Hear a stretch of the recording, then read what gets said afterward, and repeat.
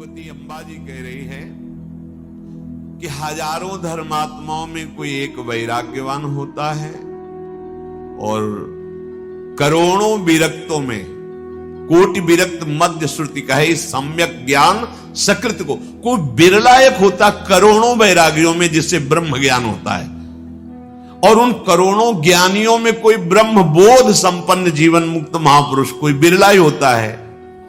और 3 सहस्त्र महा सब सुख खानी दुर्लभ ब्रह्म लीन विज्ञानी। अब देखो बड़ी गूढ़ बात कह रहे हैं, उन जीवन मुक्तों में भी कोई बिरला एक ऐसा होता है जो ब्रह्मलीन होता है जीवन मुक्त। जैसे आप स्वप्न से जग गए, अब जगने के बाद जो स्वप्न आपने देखा था दुखद सुखद, उसका कुछ समय तक प्रभाव रहता है। नहीं, मैं तो अपने कमरे में हूं, पानी में तो डूब ही नहीं रहा था। अच्छा, वो स्वप्न था, पर वो दुखद या सुखद जितनी देर तक आप जितने विवेकवान जितनी जल्दी आप उससे उबर पाए, नहीं तो काफी देर उसी स्वप्न का प्रभाव रहता है। यहां जो बात कही जा रही है वो जगत से जग चुका है, स्वप्नवत अनुभव हो गया है, पर अभी जैसे जगने पर स्वप्न झूठा है पूरा पता है, पर उसका कुछ प्रभाव होता है। कभी कभी ऐसे सुखद स्वप्न आते हैं कि जगने पर भी रोना आता है, कभी कभी ऐसे स्वप्न आए कि भयावह हो गया है, भय हो गया, प्रकाश जलाया गया है, मैं कहां हूं, अच्छा सब बंद है। ऐसे कई बार ऐसे स्वप्न आते हैं, जग गया है पर फिर भी उसका प्रभाव है। ये यहां प्रभावहीन ब्रह्मलीन जो जाना है उसी में तन्मय हो गया, संसार का भान ही नहीं। ऐसे हजारों जीवन मुक्तों में कोई एक ऐसा ब्रह्मलीन होता है। तो यहां भगवती अम्बा कह रही हैं ये धर्मात्माओं में, वैराग्यवानों में, ज्ञानियों में, जीवन मुक्तों में सबसे श्रेष्ठ ब्रह्मलीन, जीते जी ब्रह्मलीन। सब ते सो दुर्लभ सुर राया, राम भगति रत गत मद माया, सो हरि भगति काग किमि पाई, विश्वनाथ मोहि काहू बुझाई। राम परायण ज्ञान रत गुनागार मति धीर, नाथ कहो के ही कारण पायो काक शरीर। हे देवाधिदेव महादेव, उस ब्रह्मलीन से भी श्रेष्ठ है आगे प्रेम भक्ति।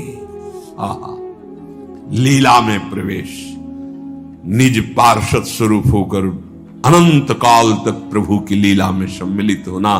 बोले मद और माया दोनों से रहित प्रेममयी भक्ति, ये सबसे श्रेष्ठ है। इसलिए सर्वश्रेष्ठ धाम प्रभु का, जिसके प्रताप से अद्भुत प्रेम लक्षणा महाप्रेममयी महामाधुर्यमयी भक्ति प्राप्त होती है। हे विश्वनाथ, ऐसी दुर्लभ हरि भक्ति काक को कैसे प्राप्त हो गई, कौवे को कैसे प्राप्त हो गई, ये मेरे प्रश्न का समाधान कीजिए। नाथ, प्रभु के परायण ज्ञान में युक्त गुणधाम धीर बुद्धि श्री भुषुंडी जी महाराज कौवे के शरीर को कैसे स्वीकार किए हुए हैं, कौवे के शरीर में कैसे हैं, ये मुझे प्रश्न है। कृपालु, आपने अभी कहा कि पावन चरित्र ये गरुण जी को सुनाया, तो गरुण जी वहां क्यों आए? मुझे बड़ा कौतूहल हो रहा है कि इतने बड़े महापुरुष गरुण जी कौवे के पास कथा सुनने के लिए आए। गरुण तो महाज्ञानी हैं, सद्गुणों की राशि हैं, और हरि के वाहन हैं, निज संगी हैं। उन्होंने बड़े बड़े ब्रह्म ऋषियों का समागम छोड़कर कौवे के पास आकर क्यों सत्संग सुना? कहु कवन विधि भा संवादा, दो हरि भगत काग उर गादा। बड़ी इच्छा है इन दोनों महापुरुषों का समागम हुआ, जब काकभूषुंड जी का और गरुण जी का बड़ी रसमयी बात हुई होगी, वो सुनना चाहती हूं। भगवती अम्बा की उमा जी की बात सुनकर के देवाधिदेव महादेव बड़े आनंद में भर करके बोले, हे पार्वती तुम धन्य हो, तुम्हारी बुद्धि अत्यंत पवित्र है, प्रभु के चरणों में तुम्हारा अपार प्रेम है। क्योंकि जब कोई भगवान की लीला के विषय में प्रश्न करता है तो भगवत भक्तों को बहुत आनंद की अनुभूति होती है और उसके सुनने से सबके भ्रमों का नाश हो जाता है। प्रभु के चरणों में विश्वास उत्पन्न होता है और प्रभु के चरित्र ऐसे हैं कि बिना किसी अन्य साधन के, परिश्रम के बिना ये परम पद प्रदान कर देते। सुनने मात्र से भगवान की चर्चा ऐसी है कि कह रहे उपजई राम चरण विश्वासा और भवनिधि तर नर बिना ही प्रयासा, बिना प्रयास के भव समुद्र से पार हो जाता है जो रोज सत्संग सुनता है, रोज भगवत चर्चा सुनता है। पक्षीराज गरुण जी ने भी जाकर काकभूषुंड से यही प्रश्न किया था, तो तुम ध्यान देकर के सुनो उमा, मैंने जिस प्रकार जन्म मृत्यु से छुड़ाने वाली कथा सुनी, सुमुखी सुलोचनी, वो प्रसंग तुम सुनो। पहले तुम्हारा अवतार दक्ष के घर में हुआ था, तुम्हारा नाम सती था। दक्ष के यज्ञ में तुम्हारा अपमान हुआ, तुमने अपने शरीर को त्याग दिया। मेरे सेवकों ने यज्ञ विध्वंस कर दिया। सारा प्रसंग ध्यान करो, तुम्हें याद आ जाएगा। पार्वती, फिर मेरे मन में बड़ा सोच हुआ था, तो हे प्रिय, मैं तुम्हारे वियोग से बहुत दुखी हुआ। मुझे कैलाश भी अच्छा नहीं लगने लगा। शरणागत वत्सल प्रभु का स्वभाव है, थोड़ा प्रेम कर लो तो प्रेम समुद्र है। अगर आप 1 मिनट उनके बिना नहीं रह सकते तो 1 सेकंड वो आपके बिना नहीं रह सकते। आप 1 आंसू गिराओगे वो 10 आंसू गिराएंगे। आप 1 कदम चलोगे वो 10 कदम। अभी पता, उमा राम स्वभाव जे जाना, ताई भजन तज भावना। अच्छा, उसमें अपने लोग देहाभिमानी, तो अपने को क्या लगने लगता है कि मैं कुछ हूं ना, देखो मेरे से तुम कुछ नहीं हो, तुम्हारे को जो मिल रहा है वो हेतु की कृपा से प्यार मिल रहा है, दुलार मिल रहा है, तुम कुछ नहीं हो।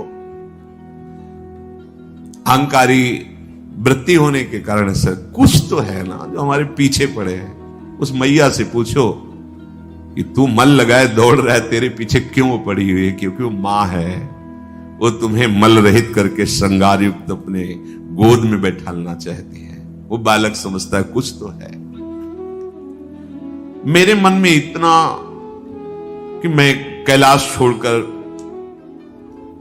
नदी, तालाब, सरोवर, वन ऐसे विहरण करने लगा जब तुम्हारा सती रूप में शरीर छूटा था।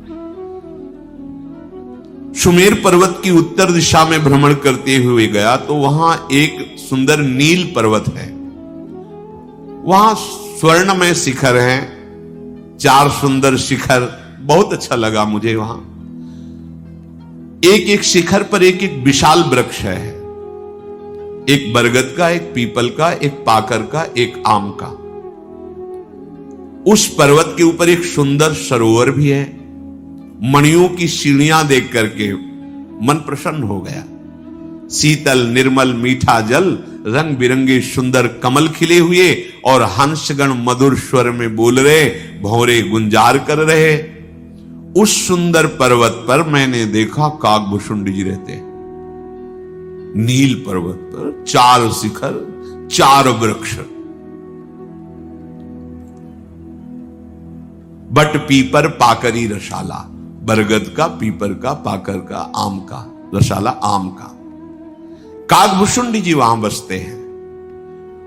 काकभूषुंड जी का कल्प में भी नाश नहीं होता। जब सृष्टि का लय हो जाता है तब भी वो नहीं लय होते। माया का कोई भी प्रभाव उनके ऊपर नहीं पड़ता। काम और अज्ञान और अविद्या वहां प्रवेश नहीं कर सकती। नीलगिरी पर नाम कीर्तन का बड़ा प्रभाव है, गुण कीर्तन का। कई बार अनुभव किया है, जैसे उधर कोई वार्ता में किसी विषय को लेकर थोड़ा, और जो ही यहां आए तो आते ही एकदम भाव, क्योंकि ऐसे परमाणु बन गए। अखंड नाम कीर्तन, वाणी गायन हर समय चलता रहता है, साधक जन हर समय नाम जप साध, तो वहां नीलगिरी का प्रभाव कि वहां काम अज्ञान, अविद्या, मोह, अस्मिता, इनका प्रवेश ही नहीं है। जो सारे जगत को अपने अधीन किए हुए माया है, वो उस पर्वत में भी प्रवेश नहीं कर सकती।